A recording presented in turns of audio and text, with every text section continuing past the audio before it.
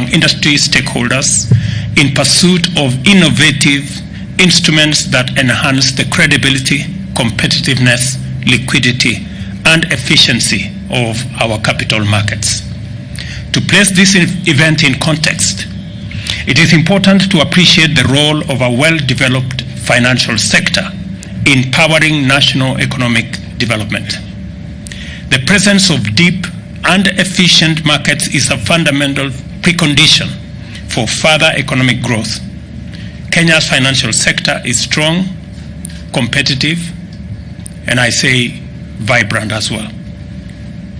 A debt and equity market like ours has been effective in mobilizing domestic as well as international capital, thereby complementing other forms of financing, fostering the rational embrace of elements of risk inherent in new, innovative, and pioneering enterprises and supporting long-term investment.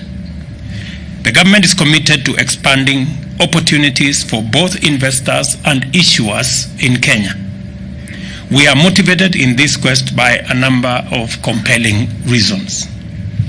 First of all, as I observed last week during the unveiling of the State Department of Investment Promotion and unveiling of the National Investment Council, there is urgent need to reverse our negative post-pandemic foreign direct investment outlook, which has seen Kenya stand out as the only regional economy that is not experiencing significant growth in foreign direct investment flows.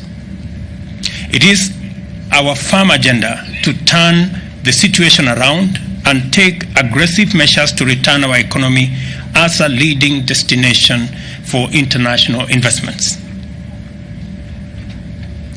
Secondly, I also indicated during my visit to the Nairobi Securities Exchange for the launch of the marketplace that it is imperative for our capital markets to devise appropriate mechanisms that leverage the savings component of all funds, including Hustler Fund, diaspora remittances, bank deposits, capital markets, SACCOs, insurance plans, savings held in fintech and other assets to provide a sustainable critical mass of capital to finance the transformation of our country. For sustainability, these mechanisms must be affordable to borrowers while giving an attractive return to savers. And I am persuaded that our capital markets can offer reliable alternative funding for all categories and sizes of business, which is also responsive to their long-term strategic intentions. This is how, by saving, Kenyans at the bottom of the economic pyramid can become lenders and investors who finance national development and economic growth.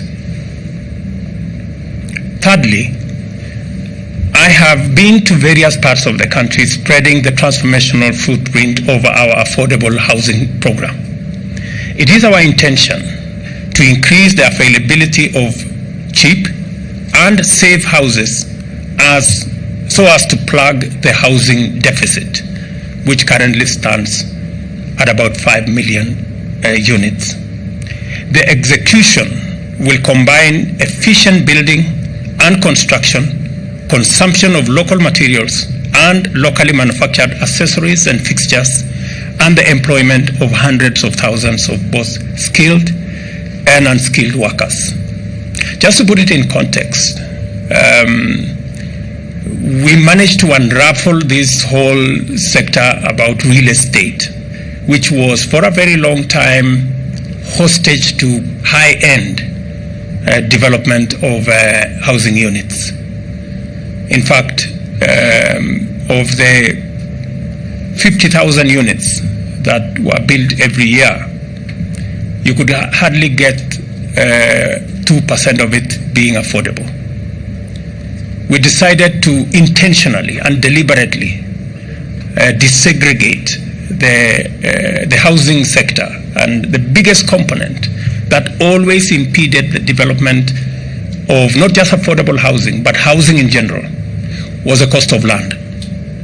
In fact, it contributed maybe up to anywhere between 20 and 30% of the cost of a house. We have since, as a government,